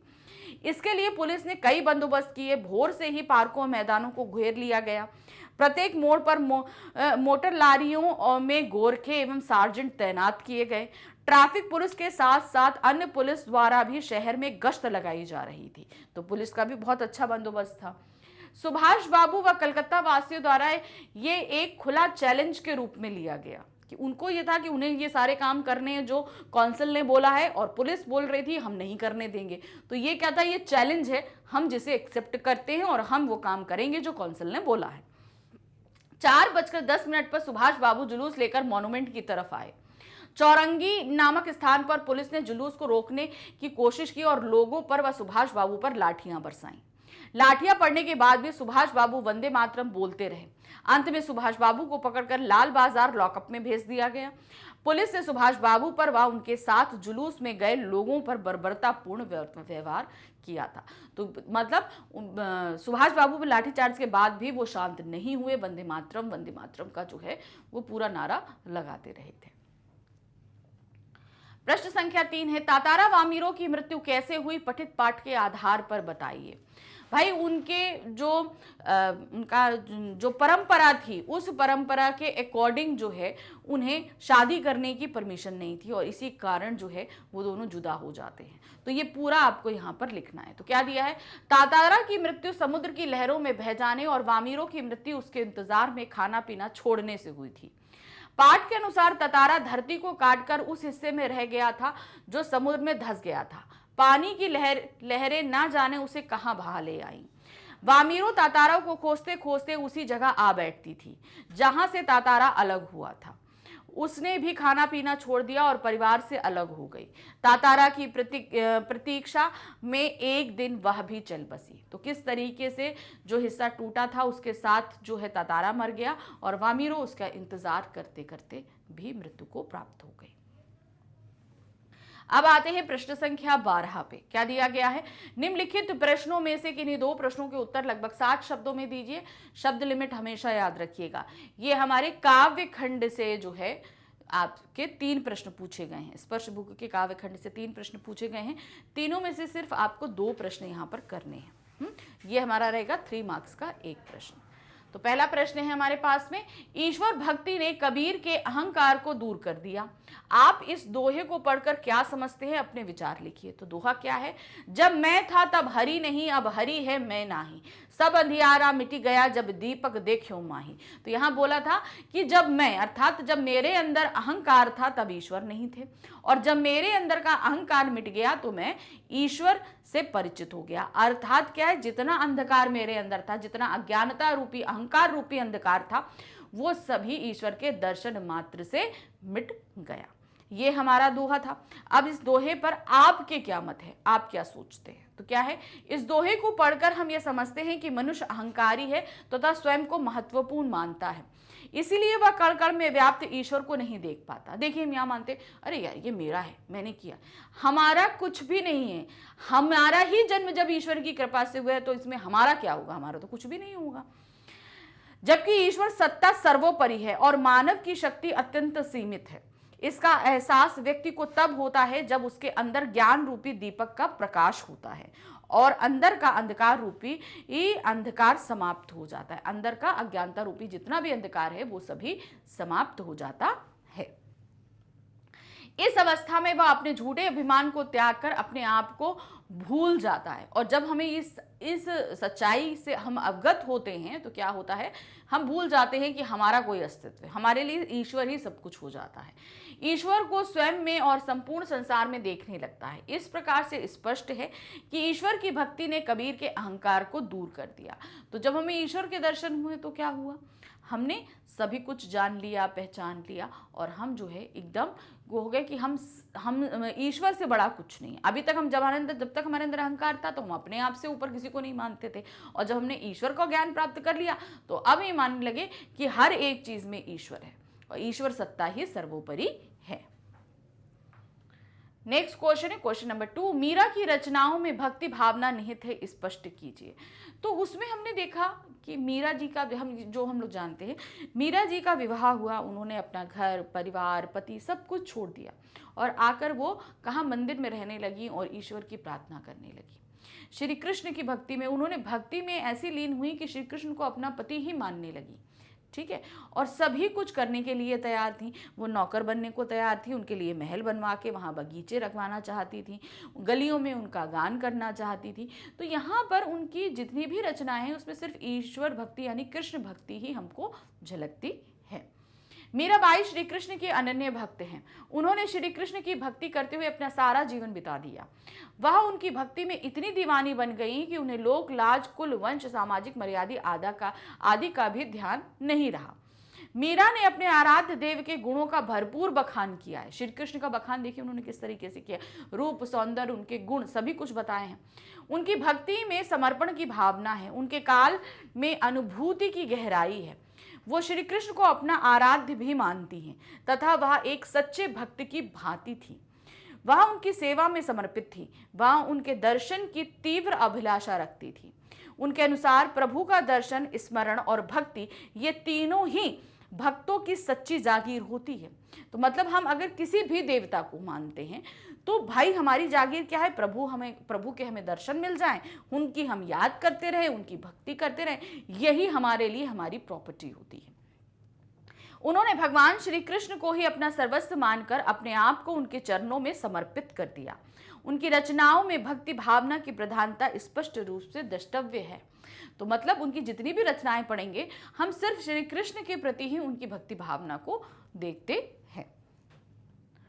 प्रश्न संख्या 3 है, पर्वत प्रदेश में पावस कविता के आधार पर पल पल परिवर्तित प्रकृति वेश की सार्थकता सिद्ध कीजिए। तो इस कविता में हमने देखा था ना कि बरसात जब होती है यानी कि वर्षा ऋतु जब आती है तो पर्वत प्रदेश यानी पहाड़ों का जो परिदृश्य होता है वो पल पल बदलता है। इस कविता में ये चीज बताया गया था, तो आपको यही चीज यहाँ पर सिद्ध करनी है। ठीक है, तो जो हर एक लाइन के साथ आप इसकी सार्थकता सिद्ध करेंगे। कैसे, देखिए, सचमुच वर्षा ऋतु में पहाड़ों पर पल पल दृश्य बदल रहे हैं। पर्वतों से प्रवाहित होने वाले झरने पर्वतों का गौरवगान करते हुए पृथ्वी पर झरझर गिर रहे हैं। कहने का तात्पर्य क्या है, ऐसे तो झरने हमेशा गिरते रहते हैं लेकिन वर्षा ऋतु में इनमें कुछ ज्यादा पानी आ जाता है जिससे कुछ ज्यादा आवाज करने लगते हैं। तो जैसे लगता है नहीं हम लोग गुणगान करते हैं तो तेज आवाज में गुणगान करते हैं, तो यहाँ पर इन झरनों की आवाज इतनी तेज हो जाती है जैसे लगता है कि वो बहुत तेज आवाज में बात कर रहे हैं, नस नस में उत्तेजना भर देते हैं। कभी तालाब के जल में पहाड़ों का प्रतिबिंब दिखाई देता है तो कभी तालाब से धुआं उठने लगता है। अब तालाब में क्या होता है, जब बारिश का मौसम होता है तो तालाब भी पूरी तरीके से भरे होते हैं और जब भरे होते हैं तो पहाड़ का प्रतिबिंब पूरे उसमें दिखता है, तो उसे एक तरफ दर्पण बताया गया। दूसरा, अब कभी टेम्परेचर अप कभी डाउन होता है तो इसके चक्कर में क्या होता है, उनसे धुआं उठने लगता है, तो जैसे लगता है तालाब जल रहा है और उसमें से धुआं उठ रहा है। कभी पहाड़ों पर खड़े लंबे वृक्ष ऊंची आकांक्षाओं के साथ शांत आकाश की ओर अपलक देखते प्रतीत होते हैं, तो कभी वह भयभीत से धरती में धंसे नजर आते हैं। तो कभी क्या है, जब आसमान साफ होता है, जब बादल नहीं है, तो क्या होता है, जैसे लगता है कि उनकी आकांक्षाएं बहुत हैं और वो सीधे देख रहे हैं, लंबे लंबे पेड़ दिखाई देते हैं। लेकिन जैसे ही बादल आ जाते हैं तो कैसे लगता है, वो पेड़ छोटे हो गए, जैसे लगता है पहाड़ के अंदर धंस गए हैं। झरने कभी झरझर का संगीत करते हुए मोती की लड़ी से सुंदर लगते हैं, ऐसा लगता है कि पहाड़ों से चांदी का भंडार सफेद धातु के रूप में गिर रहा है। हमने बताया ना, पानी जब ज्यादा हो जाता है तो प्रवाह तेज होता है, प्रवाह तेज होने से पानी जितना प्रवाह होगा वो उतना सफेद दिखेगा। तो सफेदी की तुलना इन्होंने किससे करी है, मोतियों से करी है। तो कभी वे अदृश्य हो जाते हैं। अदृश्य कैसे होते हैं, जब बादल आ गए तो सिर्फ उनकी आवाज सुनाई देगी, वो दिखाई नहीं देते हैं। इस प्रकार प्रकृति सचमुच पल पल अपना रूप बदलती है। अब आ गए प्रश्न संख्या 13 पे। प्रश्न संख्या 13 में हमारे पास में क्या दिया गया है, हमारी हिंदी की पूरक पुस्तिका संचयन से जो है 3 प्रश्न रखे गए हैं। हमें 2 प्रश्न यहाँ पर करने हैं, वो भी 60 शब्दों में, और ये हमारे रहेंगे 3 मार्क्स के। तो पहला जो प्रश्न दिया गया है वो हरिहर काका चैप्टर से दिया गया है। क्या है, हरिहर काका कहानी के आधार पर लिखिए कि रिश्तों की नींव मजबूत बनाने के लिए किन गुणों की आवश्यकता है और स्पष्ट कीजिए कि ऐसा क्यों जरूरी है। हरिहर काका पार्ट में हमने देखा कि रिश्तों की नींव जो है वो लालच पर टिकी हुई थी, और लालच पर टिके रिश्ते कभी भी जो है वो लॉन्ग लास्टिंग नहीं होते, मतलब लंबे समय तक वो नहीं चलते। जैसे ही हमारा लालच पूरा होगा या हमें ऐसा लगेगा कि हमारा स्वार्थ सिद्धि नहीं हो रही है, तो वो रिश्ते अपने आप टूट जाते हैं। और अपने जीवन को सुचारू ढंग से, जीवन मूल्यों को बनाए रखने के लिए इन रिश्तों में मजबूती होना जरूरी है। तो क्या है, हरिहर काका कहानी के आधार पर रिश्तों की नींव मजबूत करने के लिए अनेक गुणों की आवश्यकता होती है। सामाजिक या पारिवारिक रिश्तों की मजबूती प्रदान करने के लिए आदमी को निज की भावना से ऊपर उठना पड़ता है। निज अर्थात स्वार्थ की भावना से ऊपर उठना पड़ता है। यहाँ पर हमें ये नहीं देखना कि उस व्यक्ति से हमें क्या फायदा हो रहा है। रिश्ते क्या है, रिश्ते फायदे के लिए नहीं होते। हमें फायदा नहीं देखना, हमें ये देखना है कि सभी आपस में बंध कर रहे हैं। आधुनिक परिवर्तित समाज तथा रिश्तों में बदलाव आ रहा है, उनमें स्वार्थ लोलुपता बढ़ती जा रही है। कथा वस्तु के आधार पर हरिहर काका एक वृद्ध निसंतान व्यक्ति हैं। परिवार के सदस्यों को जब लगता है कि काका कहीं अपनी जमीन महंत को ना कर दें, तब वे उनकी सेवा करने लगते हैं। बाद में अपनी स्वार्थ सिद्धि ना होती देखकर वे काका के साथ अमानवीय व्यवहार करते हैं। पारिवारिक संबंधों में भातृत्व को बेदखल कर पांव पसारती जा रही स्वार्थ लिप्सा हिंसा प्रवृत्ति को समाप्त करने के लिए परस्पर सहयोग, सद्भाव और सौहार्द जैसे गुणों की आवश्यकता है, जिससे समाज में रिश्तों में दूरियां और विघटन समाप्त होंगे। तो यहाँ पर हमें क्या है, जो रिश्ते हैं उनके अंदर से स्वार्थ को निकालना है, और लाना क्या है, वो है हमें सहयोग, आपस में एक दूसरे की मदद करना, सद्भाव, दूसरे की भावनाओं का ध्यान रखना, सौहार्द यानी कि मिलजुल कर रहना, ये सारी भावनाओं का रिश्तों में आना जरूरी है। प्रश्न संख्या 2 है, सपनों के इसी दिन पाठ में हेडमास्टर शर्मा जी की बच्चों को मारने पीटने वाले अध्यापकों के प्रति क्या धारणा थी। जीवन मूल्यों के संदर्भ में अपने औचित्य पर अपने विचार डालिए। तो जो टीचर जो है बच्चों को बहुत मारते पीटते हैं, तो जब हेडमास्टर ये देख लेते हैं तो उन्हें बर्खास्त कर देते हैं। ये चीज़ हुआ था ना, तो वही चीज़ आपको यहाँ बतानी है। और जीवन मूल्यों के संदर्भ में उनके औचित्य पर अपने विचार, अब उन्होंने जो काम किया क्या वो सही था, इस पे आपको अपने विचार बताने हैं। तो क्या है, हेडमास्टर शर्मा जी बच्चों को मारने पीटने वाले अध्यापकों को गलत मानते थे। उनका विचार था ऐसे अध्यापकों के कारण विद्यार्थियों में शिक्षा के प्रति अरुचि उत्पन्न होगी। तो क्या होगा, इंटरेस्ट बच्चों का, डर बैठेगा तो इंटरेस्ट खत्म होगा। तो ये मारना पीटना नहीं चाहिए, तथा बच्चों का विकास बाधित होगा। यही नहीं, मारपीट करने से बच्चों के मन में अध्यापकों के प्रति अनादर का भाव भी पनपेगा। बच्चे जो हैं वो टीचर्स को रिस्पेक्ट नहीं करेंगे। बच्चे हर समय भयभीत रहेंगे, डरे डरे से। अतः विद्यालय में किसी बच्चे के साथ किसी भी अध्यापक को मारपीट नहीं करनी चाहिए। विद्यालय व्यवस्था में शारीरिक दंड का कोई औचित्य है ही नहीं। मतलब आपको शारीरिक दंड, जैसे आजकल के स्कूलों में है, आप जो है फिजिकली पनिश नहीं कर सकते हैं। ये सिंपल सी एक बात है। तो ये चीज़ जो है हेडमास्टर जी की पहले से सोच थी कि इसका कोई औचित्य है ही नहीं। प्रश्न संख्या 3 में आते हैं। टोपी ने इफ़न की दादी से अपनी दादी बदलने की बात क्यों कही होगी, इससे बाल मन की किस विशेषता का पता चलता है। टोपी इफ़न और इफ़न की दादी से बहुत ज़्यादा अटैच था, लेकिन जो है जब इफ़न की दादी मर जाती हैं तो वो बोलता है कि काश हमने मतलब उससे पहले ही मरने से पहले की बात है कि उसकी टोपी की दादी उसे बहुत डांटती होती हैं, तो फिर ये चीज़ उसने इफ़न से कही कि हम लोग अपनी दादी बदल लेते हैं। तो इससे क्या पता चलता है कि बच्चा जो है वो प्यार, लगाव, ये सारी चीज़ें चाहता है जो उसे अपने घर में नहीं मिल रही थी। इसीलिए वो इफ़न के घर जाता था, वहाँ ये सारी चीज़ें पाता था और इसीलिए उसने दादी बदलने की बात भी करी थी। टोपी और इफ़न की दादी के बीच बड़ा ही सहज और आत्मीय संबंध था। इफ़न और उसकी दादी से दोस्ती के बाद टोपी के जीवन में कुछ खुशियां आईं। उसे इफ़न की दादी से भरपूर प्यार मिलता था। वे कभी बच्चों को डांटती नहीं थी, उसे बड़े प्यार से अपने पास बिठाकर बातें करती थी। उनका स्वभाव स्नेहपूर्ण और ममतत्व से भरा था। इन्हीं कारणों से टोपी ने इफ़न से दादी बदलने की बात कही। इससे बाल मन की इस बात का पता चलता है कि बच्चे स्नेह और आत्मीयता की भाषा समझते हैं, कि अगर उसकी दादी ने ये सारी चीज़ें करी होती, टोपी की दादी ने, तो शायद वो ये बात नहीं करता, क्योंकि जो उसे प्यार और अपनापन चाहिए था वो उसे इफ़न की दादी से मिल रहा था, इसलिए उसने ये बात कही। ये दोनों के अटूट प्रेम का परिणाम ही था कि अपने घर के लोगों के मना कर देने के बाद भी टोपी इफ़न के घर जाकर उसकी दादी से कहानी सुना करता था। वह इफ़न की दादी के आंचल में अपना अकेलापन भूल जाता था। इससे यह भी पता चलता है कि बाल मन पर प्यार और स्नेह का बहुत गहरा प्रभाव पड़ता है। तो घर वाले सब मना करते थे कि भाई वो दूसरे धर्म का है, वहाँ नहीं जाओ, उनके यहाँ कुछ खाओ पियो नहीं, कुछ नहीं, लेकिन वो नहीं मानता था, जाता था। क्यों? क्योंकि उसे वहां अपनापन और स्नेह मिलता था। अब हम आ गए प्रश्न संख्या 14 पे। प्रश्न संख्या 14 से लेकर 18 तक के ये जो 5 प्रश्न हैं, इसमें हमारे सामने जो रखा गया है वो है हमारे लेखन कार्य। तो क्या क्या लेखन है? अनुच्छेद लेखन, पत्र लेखन, विज्ञापन लेखन, सूचना लेखन, ईमेल लेखन, लघु कथा लेखन। तो ये सारी ही जो हैं ये हमारे प्रश्न संख्या 14 से 18 के बीच में है। तो सबसे पहले प्रश्न संख्या 14 पे जो हमारा लेखन कार्य आ रहा है वो है अनुच्छेद लेखन। क्या दिया है? निम्नलिखित में से किसी एक विषय पर संकेत बिंदुओं के आधार पर लगभग 80 से 100 शब्दों में अनुच्छेद लिखिए। तो आपको 80 से 100 शब्दों के बीच में एक अनुच्छेद लिखना है। यहाँ 3 ऑप्शंस दिए गए हैं, 3 में सिर्फ आपको 2 ऑप्शंस यहाँ पर करने हैं और ये हमारा रहेगा 5 मार्क्स का। तो पहला ऑप्शन हमारे पास है वृक्षारोपण का महत्व। क्या दिया है? वृक्षारोपण का महत्व।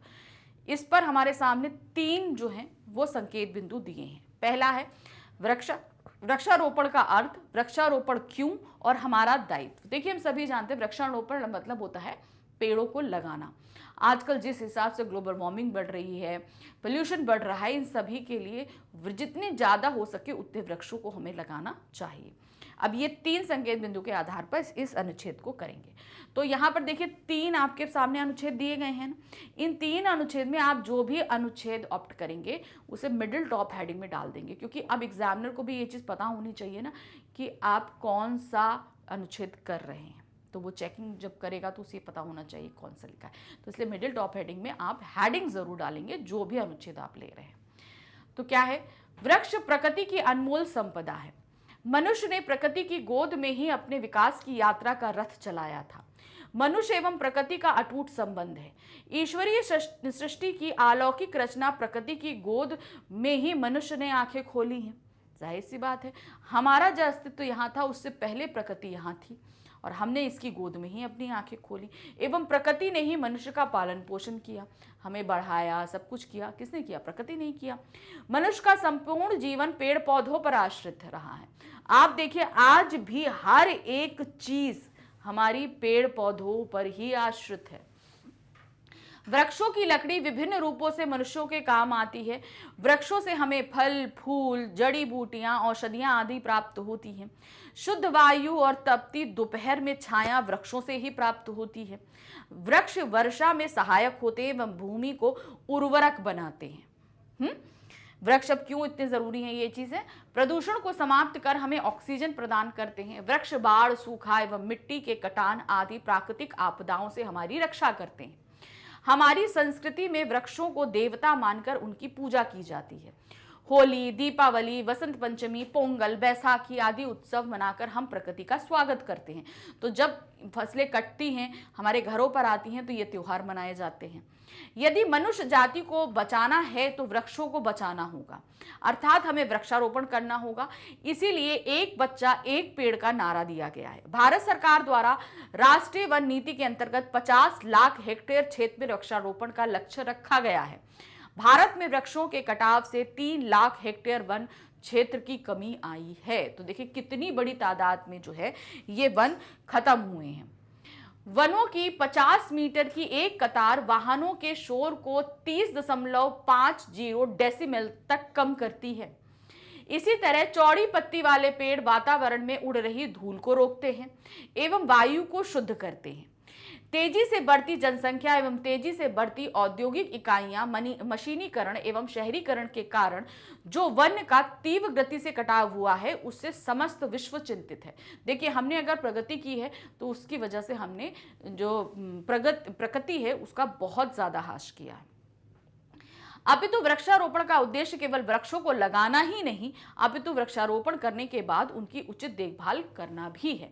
तो वृक्षारोपण में ये नहीं कि हमने पेड़ लगा दिया, ठीक है, अब पेड़ों की देखभाल करनी पड़ेगी तभी तो वो बढ़ेंगे। उनको पानी देना है, गुड़ाई करना है, उनका ध्यान रखना है, ये सारी जिम्मेदारी भी हमारी हो जाती है। तो सिर्फ वृक्षारोपण करना ही नहीं, वृक्षों की देखभाल करना भी हमारे दायित्वों में शामिल है। सेकेंड हमारे पास ऑप्शन है नारी और नौकरी अथवा कामकाजी नारी। तो ये एक ही चीज है कि भाई जो वर्किंग वुमेन्स होती हैं उनके ऊपर आपको यहाँ अनुच्छेद लिखना है। किस आधार पर लिखना है? काम करने की आवश्यकता, पहले आपको बताना है कि नारी को काम करने की आवश्यकता क्यों है, महिला पुरुष में समानता, तनाव और तैयारी और कार्यस्थल। तो ये कुछ आपके यहाँ पे 4 पॉइंट्स दिए हैं जिन पे आपको ये पूरा अनुच्छेद लिखना है। तो शुरू करते हैं। सबसे पहले जो भी आप ऑप्ट करेंगे उसे मिडिल टॉप हेडिंग में डाल देंगे। ये चीज़ हम आपको हर बार बताते हैं। तो हमने डाल दिया नारी और नौकरी अथवा कामकाजी नारी, दोनों में से कोई भी टॉपिक आ सकता है। क्या है? नारी समाज का अत्यंत महत्वपूर्ण एवं आवश्यक अंग है। आधुनिक युग में नारी को जहां अधिक स्वतंत्रता प्राप्त हुई है, वहीं वह अनेक समस्याओं से घिर भी गई है। अनेक प्रकार की विषम परिस्थितियों में उसे नौकरी करने को विवश होना पड़ा है। सुबह सुबह ही कामकाजी नारी की भागदौड़ शुरू हो जाती है। जहां उसे अपने बच्चों को तैयार करके स्कूल भेजना होता है, वहीं पति के दफ्तर जाने से पहले उसका लंच बॉक्स तैयार कर रखना पड़ता है। पति के जाने के बाद ही तुरंत परिवार के शेष कुछ काम भी वह करती है, साथ ही भाग दौड़ कर अपने दफ्तर के लिए तैयार भी होती है। परिवार की सुख सुविधा का मुख्य दायित्व नारी पर ही होता है, परंतु कई बार नौकरी के चक्कर में घर की स्थिति अस्त व्यस्त हो जाती है। दौड़ भाग करके जल्दबाजी में जब वह काम पर पहुंचती है तो वहां भी तनाव उसका पीछा नहीं छोड़ता। समय पर दफ्तर ना पहुंचने पर एक तो अधिकारी की डांट डपट सुननी पड़ती है, दूसरे मूड खराब होने के कारण सुबह सुबह कार्यालय का काम भी ढंग से नहीं हो पाता है। कार्यालय में भी कई बार उसे घर के कुछ आवश्यक काम पूरे ना होने की चिंता सताती रहती है। शाम के समय थक हार कर घर आने पर भी उसे चैन और आराम मिलना असंभव ही जान पड़ता है। तो किस तरीके से पूरा दिन उसका भाग दौड़ में जाता है, इस तरीके से आप पूरा एक वो बताएंगे। घर में आते ही बच्चों के स्कूल का होमवर्क, खाना बनाना आदि की चिंता सताने लगती है। पूरे दिन की इस अफरा तफरी में उसे अपने लिए कभी वक्त नहीं मिल पाता। अतः कहा जा सकता है कि कार्य की अधिकता ने नारी को सुलभ कोमलता को छीन लिया है। तो यहाँ पर नारी ने जहाँ अपनी एक पहचान बनाने के लिए या आवश्यकता के लिए जो काम शुरू किया है, उसने उसके जीवन को बहुत ज़्यादा बिजी कर दिया है। वो जो उसकी नेचुरलिटी थी वो कहीं ना कहीं एक दब के रह गई है, उसे अपने लिए तक भी समय नहीं मिल पाता है। तीसरा हमारे पास में ऑप्शन है सार सार को गही रहे थोता दे उड़ाएं। अर्थात क्या तात्पर्य होता है? जो मेन तत्व होता है उसे आप पकड़िए और बाकी जो फालतू की चीजें हैं उसे उड़ाकर फेंक दीजिए। तो ये जिंदगी की हर एक मोड़ पर, चाहे पढ़ाई हो, चाहे कहीं कुछ सीखना हो, सभी जगह ये सूक्ति हमारी एप्लीकेबल होती है। क्या है? पहले तो हमें सूक्ति का अर्थ बताना है, कथन का स्पष्टीकरण करना है, समाज के लोगों का संबंध बताना है और वैचारिक अभिव्यक्ति भी इसकी प्रस्तुत करनी है। तो देखिए क्या है, सबसे पहले मिडिल टॉप हेडिंग देने के बाद शुरू करेंगे। सार सार को गही रहे थोता दे उड़ाए। सूक्ति का अर्थ है कि मनुष्य को सूप के समान होना चाहिए। जैसे सूप केवल अनाज के अच्छे दानों को रोक कर थोथे दानों को अलग कर देता है। जब सूप फटकारता है ना, सूप से आपने देखा होगा जो लेडीज़ हैं वो जब अनाज फटकारती हैं तो जो अच्छा होता है वो अंदर रह जाता है और फालतू की चीज़ वो उड़ा के बाहर फेंक देता है। उसी प्रकार मनुष्य को अच्छी बातें ग्रहण कर आवश्यक बातों को छोड़ देना चाहिए। जो अनावश्यक बातें होती है, फालतू की बातें होती हैं, उन्हें हमेशा हटा देना चाहिए, जिससे उसका स्वभाव निर्मल बनता जाएगा। सूक्ति का आशय है कि प्रत्येक वस्तु या कार्य के दो पक्ष होते हैं, अच्छा और बुरा, लेकिन यह हम पर निर्भर है कि हम किसका चुनाव करते हैं। हमें सदैव उत्तम गुणों, ग्राह्य बातों को स्वीकार करना चाहिए और व्यर्थ की अनावश्यक बातों का त्याग कर देना चाहिए। समाज में रहने वाले लोग अलग अलग स्वभाव गुणों से युक्त होते हैं, परंतु यह व्यक्ति के स्वयं के गुणों व स्वभाव पर निर्भर करता है कि वे किन लोगों की संगति में रहते हैं। हमें सदैव सज्जनों की उन्हीं परंपराओं और रीति रिवाजों को अपनाना चाहिए जो वर्तमान समय में भी अपनी प्रासंगिकता बनाए हुए हैं। रूढ़ी का रूप धारण कर चुकी परंपराओं को त्याग देना ही उचित है।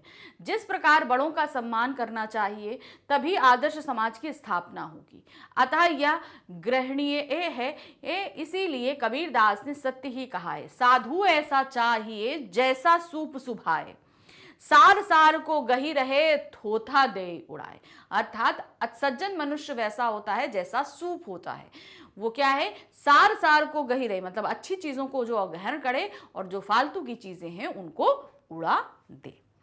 तो इसके साथ ही हमारे यहाँ अनुच्छेद लेखन खत्म हो गए। अब आता है प्रश्न संख्या 15 पे। यहाँ पर हमारे सामने 2 पत्र दिए गए हैं, दोनों में से एक हमें पत्र करना है और ये हमारा रहेगा 5 मार्क्स का।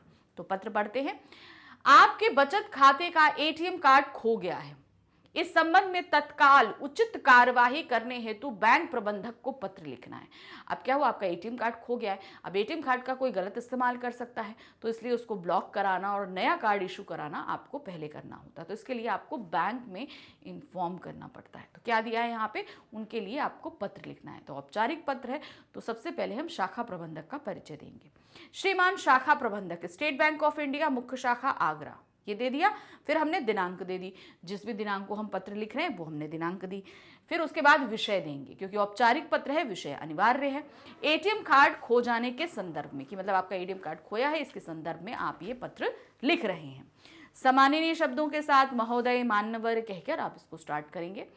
सविनय नम्र निवेदन है कि मेरा नाम आबासा है। अब यहाँ आबासा की जगह आप अपना नाम दोगे, ठीक है। जहां हमने आबासा लिखा है इसकी जगह क्या दोगे, आप अपना नाम है। और मैं आपके स्टेट बैंक ऑफ इंडिया का खाता धारक हूं और मेरा अकाउंट नंबर है। अब बैंक में आपका नाम नहीं है, बैंक में आपकी पहचान आपके अकाउंट नंबर से होती है, तो अकाउंट नंबर आपको देना पड़ेगा। मैं आपको ये बताना चाहता हूं कि मेरा एटीएम कार्ड बाजार में कहीं खो गया है और मुझे वापस नहीं मिला है। अतः आपसे निवेदन है, मेरे खोए हुए एटीएम कार्ड को जल्द ही ब्लॉक कर दिया जाए ताकि उसका कोई गलत उपयोग ना कर पाए। साथ ही मेरा नया एटीएम कार्ड जल्द से जल्द जारी करवाने की कृपा करी जाए। तो आपने दोनों चीजें बता दी, 3 चीजें आपने इसमें बताई। इन्फॉर्म किया कि खो गया है, दूसरा आपने कहा कि इसको ब्लॉक कर दीजिए, और तीसरा आपने कहा कि आपको नया एटीएम कार्ड चाहिए। धन्यवाद भवदीय आबासा, तो आबासा की जगह आप अपना नाम देंगे। खाता संख्या आपको देना सख्त जरूरी है, क्योंकि बैंक में आपकी आइडेंटिफिकेशन आपके अकाउंट नंबर से ही होती है। फिर मोबाइल नंबर नीचे आप जरूर देंगे, क्योंकि अगर उससे रिलेटेड कोई जानकारी है या कोई चीज़ है या आपको इन्फॉर्म करना है, तो ये वैसे तो बैंक के पास आपका मोबाइल नंबर है, रजिस्टर्ड मोबाइल नंबर रहता है, लेकिन तब भी वही रजिस्टर्ड मोबाइल नंबर आप यहाँ नीचे भी देंगे। अब ये क्यों दिया जाता है, हो सकता है आपके बिहाफ में कोई और दूसरा पत्र लिख दे बैंक को, तो आप नीचे अपना वही रजिस्टर्ड मोबाइल नंबर लिखेंगे जो बैंक में अलॉटेड है, ये आपको देना पड़ेगा। अब आते हैं सेकेंड है हमारे पास में, क्या सेकेंड आपका दूसरा जो पत्र आ रहा है, दोनों में से कोई एक करना है। क्या है, देश में लड़कियों की घटती संख्या पर चिंता प्रकट करते हुए दैनिक जागरण नामक दैनिक समाचार पत्र के संपादक को पत्र लिखिए। अब आपको लिखना किसको है, देश में लड़कियों की जो संख्या घट रही है उस पर चिंता व्यक्त करते हुए दैनिक जागरण के संपादक को पत्र लिखना है। तो ये एक संपादकीय पत्र है। शुरू करेंगे, संपादक महोदय, दैनिक जागरण, मथुरा, दिनांक, डेट दे दी। अब आएगा विषय, देश में लड़कियों की घटती संख्या पर चिंता। महोदय, मैं आपके लोकप्रिय समाचार पत्र के माध्यम से देश में लड़कियों की घटती संख्या पर चिंता प्रकट करते हुए अपनी आवाज जनता तक पहुंचाना चाहता हूं। आपसे निवेदन है कि मेरे इस पत्र को अपने बेटी बचाओ स्तंभ में प्रकाशित करने की कृपा करें। बड़े दुर्भाग्य का विषय है कि हमारे समाज में पुत्र की चाह ने आज हमारे समाज के समक्ष विषम परिस्थिति उत्पन्न कर दी है। आज देश में 1000 लड़कों पर लगभग 900 लड़कियों का अनुपात दर्ज किया गया है। लड़के की चाह में भ्रूण हत्या जैसे अपराध हो रहे हैं। तो ये रेशियो अगर गड़बड़ाता है लड़के और लड़कियों का, तो ये हमारे समाज के लिए खतरे की घंटी है। 1000 लड़कों पर 1000 लड़कियां होना जरूरी है, क्योंकि नहीं तो फिर आगे चल के ये जो है कुछ लड़कों की शादी नहीं होगी, लड़कियों के साथ अपराध बढ़ेंगे, ऐसे बहुत सारे कारण जो हैं समाज में पैदा हो जाएंगे। अगर इन्हें नहीं रोका गया तो समाज में लड़के लड़कियों का लिंगानुपात में विषमता आ जाएगी और नारी उत्पीड़न व बलात्कार जैसे शर्मनाक घटनाओं की वृद्धि हो जाएगी। अतः हमें जन जागरण करके बेटियों को बचाने के लिए प्रयत्नशील होना चाहिए। धन्यवाद सहित भवदीय आवासा। आवासा की जगह अपना नाम देंगे, तो यहाँ भवदीय की जगह आप एक जागरूक नागरिक भी लिख सकते हैं। इस तरीके से आप करेंगे। तो चलिए, दोनों पत्र हो गए। अब हम आ गए प्रश्न संख्या 16 पे। क्या है यहाँ पर हमें 2 सूचनाएं दी गई हैं। दोनों सूचनाओं में से हमें कोई एक सूचना करनी है और ये होगा हमारा 5 मार्क्स का। तो पहली सूचना है, आपको विद्यालय में एक बटुआ मिला है, यानी कि एक पर्स मिला है, जिसमें कुछ रुपयों के साथ कुछ जरूरी कार्ड भी हैं। छात्रों से इसके मालिक की पूछताछ और वापस पाने की प्रक्रिया बताते हुए 80 शब्दों में एक सूचना तैयार करिए। तो छात्रों को आपको ये सूचना देनी भी है कि एक पर्स मिला है मुझे, और दूसरा जिसका भी हो वो लेकर जाए। ये सारी चीज भी आपको बतानी है। तो इसके लिए सूचना देंगे आप सबसे पहले एक रेक्टेंगल बॉक्स रेडी करेंगे, उसमें सबसे ऊपर देंगे आवश्यक सूचना। अगर आप स्कूल की तरफ से दे रहे हो तो ऊपर संस्था का नाम दे दो, नहीं तो सीधे आवश्यक सूचना खोया पाया के संदर्भ में, आपने कुछ खो गया था जिसे आपने पा लिया है उसके संदर्भ में आप ये दे रहे हो। डेट डालेंगे। सभी विद्यार्थियों को सूचित किया जाता है कि विद्यालय परिसर में एक बटुआ मिला है जिसमें रुपयों के साथ कुछ जरूरी कार्ड भी हैं। यह जिस किसी का भी हो अथवा जिसे इसके मालिक का पता हो तो वह पहचान बताकर खोया पाया विभाग में उपस्थित शर्मा सर से ले सकता है। तो अब पर्स मिला है, उसमें पैसे हैं, कार्ड हैं, तो बहुत सारे दावेदार इकट्ठा हो सकते हैं, लेकिन जिसका भी पर्स है उसे पर्स की पहले पूरी जानकारी देनी होगी, अपना पहचान बताना होगा, तभी उसे वो पर्स मिल पाएगा। और इसे किससे संपर्क करना है आपने ये भी बता दिया। धन्यवाद। आज्ञा से प्रभारी खोया पाया विभाग। ये आपने खोया पाया विभाग की तरफ से सूचना जारी करी। अब दूसरी सूचना क्या है, देखिए, आपके नगर में खेल भारती संस्था जिसमें आप सूचना प्रभारी हैं। ध्यान रखिएगा, आपका पद क्या है, आप एक सूचना प्रभारी हैं। कहाँ के? खेल भारती संस्था के। एक डे नाइट क्रिकेट मैच का आयोजन कर रही है। इच्छुक टीमें समय से पूर्व अपना पंजीकरण कराएं। शुल्क 200 रुपए प्रति दल है, जिससे संबंधित सूचना 80 शब्दों में आपको तैयार करनी है। अब ध्यान दीजिए, खेल भारती संस्था एक क्रिकेट ऑर्गेनाइज कर रही है कि यहाँ पर जो भी टीम भाग लेना चाहती है अपना पंजीकरण यानी कि रजिस्ट्रेशन कराए, और रजिस्ट्रेशन के लिए 200 रुपीज जो है वो हर एक टीम से लिए जाएंगे। अब ये सूचना आपको तैयार करनी है। आप जो हैं वो एक सूचना प्रभारी की हैसियत से इसको इशू कर रहे हैं। तो यहाँ पर सबसे पहले आपने एक रेक्टेंगल बॉक्स रेडी किया। आवश्यक सूचना क्रिकेट मैच के आयोजन के संदर्भ में, डेट दे दी आपने। फिर आप जाते हैं, नगर की सभी क्रिकेट टीमों को सूचित किया जाता है खेल भारती संस्था आपके नगर में रविवार दिनांक 6/8/2000 से डे नाइट क्रिकेट मैच का आयोजन कर रही है। मैच में भाग लेने की इच्छुक टीमें रविवार दिनांक 6/8/2000 से पूर्व अपना पंजीकरण कराएं। पंजीकरण कराने का शुल्क 200 रुपए प्रति दल निश्चित किया गया है। आज्ञा से सूचना प्रभारी खेल भारती संस्था।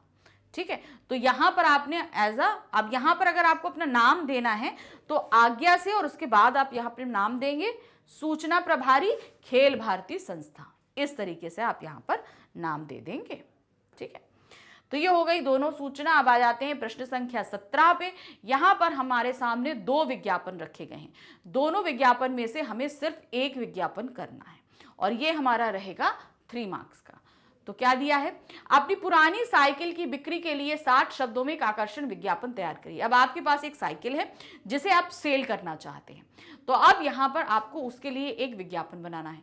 साइकिल कितनी पुरानी है ये आपको बताना होगा, वो उसमें क्या क्या फीचर्स हैं, क्या चीज़ है, रंग क्या है, सभी कुछ आपको यहाँ कर बताकर उसको आकर्षक बनाना पड़ेगा। तो यहाँ क्या दिया है देखिए, विज्ञापन, वाहन बिक्री, बिकाऊ है 1 वर्ष पुरानी हीरो कंपनी की साइकिल की बिक्री करनी है।